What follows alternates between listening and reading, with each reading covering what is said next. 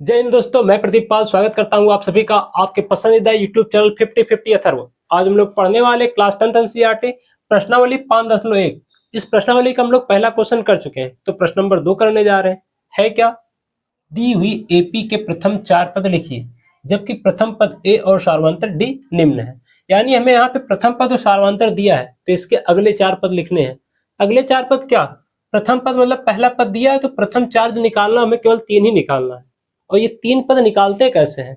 तो कोई भी एपी हो, कितना भी पद बोलेगा सब निकाल लेंगे। 2 चीज पता रहना चाहिए, प्रथम पद और सार्वंतर, और दोनों दिया भी है।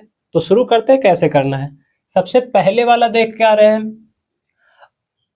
प्रथम पद ए है, तो इसको हम A1 लिखते हैं। A1 कितना है? 10।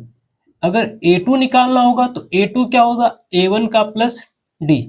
कभी भी अगर हमें कोई पद निकालना होगा तो उसके अगले वाले पद में सार्वंतर जोड़ दो, ये ध्यान रखना। तो हमें अगर A2 निकालना होगा तो A1 में D जोड़ दो। तो A2 इक्वल टू होगा क्या? A1 10, सार्वंतर कितना है? 10, तो आएगा कितना? 20। A3 निकालना है तो क्या होगा? A2 प्लस का D। A3, A2 कितना है भैया? 20 अभी निकाले हैं। सार्वंतर 10, कितना आएगा? 30। A3 हो गया। A4 क्या होगा? A4 के लिए देख क्या पा रहे हैं? A3 प्लस का D। कितना आसान लग रहा है, बस इतना ही करना है। A3 कितना है? 30 और D 10 था, तो हो जाएगा इक्वल टू 40। इस एपी के प्रथम 4 पद आ गए। पहला पद 10, दूसरा 20, तीसरा 30, चौथा 40। ये पहला भाग हो गया। दूसरे भाग की बात करते हैं। है क्या? ए को हम A1 लिखते हैं, कितना है? माइनस का 2। ठीक। A2 क्या होगा? A1 plus D। A2 equal to A1 है कितना? माइनस का 2। D कितना है? 0।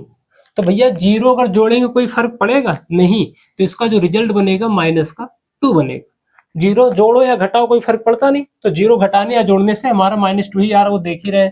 A3 क्या होगा? A2 प्लस का D। पिछले पद में सार्वंतर जोड़ेंगे तो अगला पद मिल जाता है, इतना दिमाग में रखना। तो A2 माइनस का 2 चल ही रहा था। D कितना हो जा रहा है? 0, पहले से दिया है। तो A3 कितना आएगा? माइनस का 2। ये आ गया, यहां से A3 आ गया। A4 निकालना है, वो भी यही आएगा। A4 क्या होगा? A3 plus D। A3 कितना है? -2। D कितना है? 0, तो आ गया -2। यानी इसके सारे पद -2 ही आएंगे। ये तो आप पहले से देख रहे हैं कि भैया जब 0 हमारा D है यानी सार्वंतर, तो कुछ जुड़ेगा ही नहीं। तो कुछ जुड़ेगा नहीं तो फिर एपी में कोई फर्क आने वाला नहीं है। अब इसके हम तीसरे पार्ट की बात करते हैं। तो ये हमारा पहला पार्ट था, ये दूसरा था, तीसरा इधर करता हूं मैं। तीसरा है क्या? A1 को 4 दिया है। A2 क्या होगा? A1 प्लस का D। A2 बराबर A1 4, D कितना? माइनस का 3, तो रखा गया माइनस का 3। 4 में से 3 घटेगा तो 1 आएगा। A3 क्या होगा? A2 plus D। A3, A2 है कितना? 1 आया है। D कितना है? माइनस का 3, तो -3 प्लस 1 घटेगा तो माइनस का 2 आएगा। भैया घटाने के बाद जो नंबर बड़ा होता चिन्ह उसका लगता, तो माइनस लग गया। A4 क्या होगा? A3 प्लस का D। A4, A3 कितना है? माइनस का 2। D कितना? माइनस का 3, तो आएगा माइनस का 5। ये हमारा क्या आ गया? तीसरा वाला पार्ट। ऐसे चौथा वाला पार्ट करना। तो चौथे वाले में देख क्या पा रहे हैं हम लोग? चौथे वाले के लिए देखो A कितना दिया गया, तो A1 कितना हो जाएगा? माइनस का 1। A1 आ गया माइनस का 1। A2 क्या होगा? A1 plus D। A2 क्या हो रहा है? A1 plus D। तो A1 हमारा है कितना? माइनस का 1। D कितना है? 1/2। इसको सॉल्व करेंगे तो हर बराबर करने के लिए बाई 1 कर देंगे। क्रॉस मल्टीप्लाई करवाएंगे, 2 का -1 से होगा तो हो जाएगा -2, 1 का 1 से होगा तो 1 आएगा, बटे में 2। कैलकुलेट करेंगे तो -1/2 आ गया। A3 क्या होगा? A2 प्लस में D। तो A2 देख क्या पा रहे, A2 है कितना, A2 हमारा कितना आया, -1/2, -1/2। D कितना है, D कितना हमारे पास आ रहा था 1/2, माइनस का 1/2 प्लस का 1/2 0। तो A3 हमारा क्या आ गया 0। A4 क्या होगा, A3 प्लस में D। A4 निकालने के लिए A3 प्लस में D कर रहे हैं, तो अगर इसको हम सॉल्व करना चाहें तो क्या होगा, A3 आया क्या है 0, तो सीधा सा क्या हो जाएगा 0 प्लस D 1/2, और 0 प्लस कुछ भी, तो भैया जो संख्या आ रही वही आ जाएगा। ये हमारा A1 हो गया, A2 हो गया, A3 हो गया, A4 हो गया। पांचवा वाला क्वेश्चन क्या है, इसमें बोल क्या आ रहा है भाई, A कितना है माइनस का 1.25, तो इसको A1 नाम देते हैं, कितना माइनस का 1.25।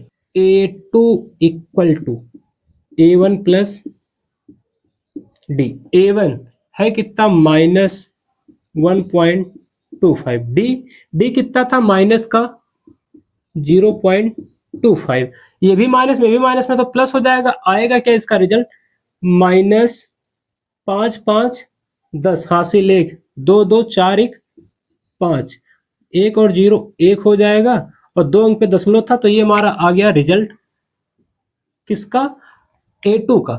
तो A3 निकालते हैं, A3 क्या होगा A2 प्लस में D।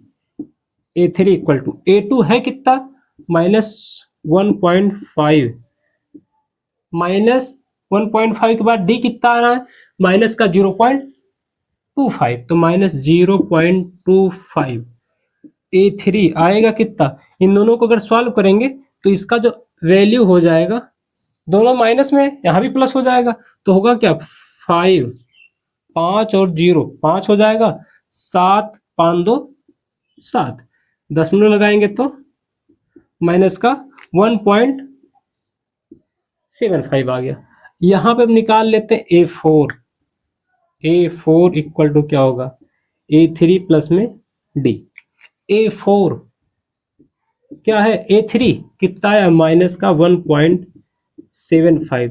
D क्या है, D क्या है माइनस का 0.25, तो आएगा कितना 5 5 10, 2 7 2 9 हो जाएगा, 9 1 10 के 0, और उसके बाद 0 से अगर इसको करवाएंगे डेसिमल लेके तो हो जाएगा ये 2, 0.2 आ जाएगा। तो ये हमारा आंसर हो जाएगा माइनस का 2 आएगा, कब, जब इसमें हम लोग 0.25 ऐड कर रहे हैं। तो ये हमारा हो जाएगा AP का प्रथम 4 पद, जितने भी थे सबके 4 4 पद निकाले गए हैं।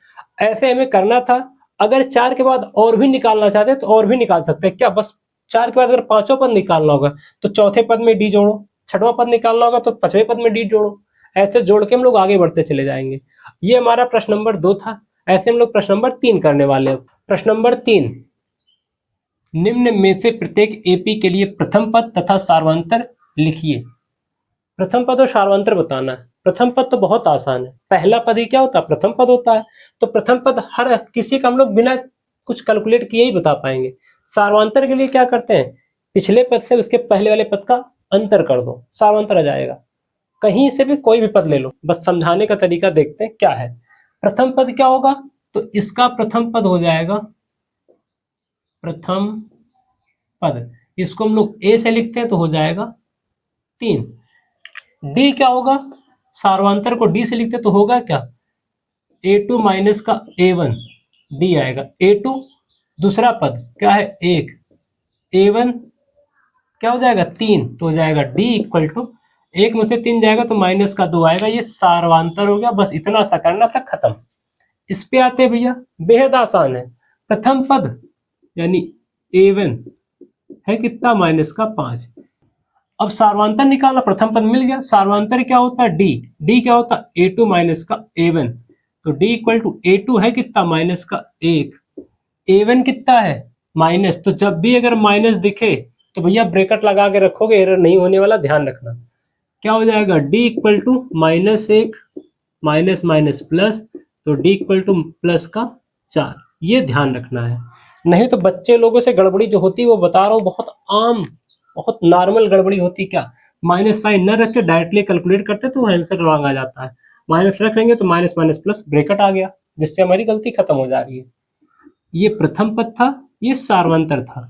इधर आते हैं भैया, इसमें क्या निकालना, प्रथम पद। तो प्रथम पद को लिखते कैसे हैं, a1 कितना है 3, d निकालना है, d कैसे निकालते हैं, a2 माइनस का a1, d a2 है कितना, a2 5/3 माइनस का a1 1/3, हर बराबर है तो अंश अपने आप घट जाएगा, क्या आएगा 4/3, देखो 5 में से 1 घटा 4 आ गया, 4/3, ये सार्वंतर हो गया। अब यहां आते हैं, प्रथम पद कितना है, यानी a1 0.6। अब की बार d निकालने के लिए प्रथम पद का दूसरे पद से नहीं घटा रहा हूं, चौथा पद का तीसरे पद से घटा दे रहे हैं। चौथा पद क्या हो जाएगा, a4 minus a3, d equal to a4 है कितना, बस मैं आपको दिखाना चाहता हूँ कि सार्वंतर कहीं से भी निकाल सकता है, इसी वजह से मैं चौथे पद से तीसरा पद घटा रहा हूँ, ध्यान रखना। तो d इक्वल टू होगा क्या, 9 से 1, 9 से 8 जाएगा तो 1 बचेगा, 3 से 2 जाएगा तो 1 बचेगा, यही हमारा सार्वंतर आ गया। आप कहीं से भी घटा सकते हैं, कुछ भी कर सकते हैं, आंसर आएगा। तो ये हमारा प्रथम पद हो गया, ये सार्वंतर हो गया। ये प्रश्न नंबर 3 था। यह वीडियो आपको कैसा लगा कमेंट कीजिएगा। वीडियो को अंत तक देखने के लिए आपका धन्यवाद। वीडियो को लाइक करें, चैनल को सब्सक्राइब करें, और अगर इसके बाद भी कोई आपका डाउट बनता है तो उसको भी आप कमेंट करिएगा, बहुत जल्द उसका समाधान मैं कर दूंगा। Thank you.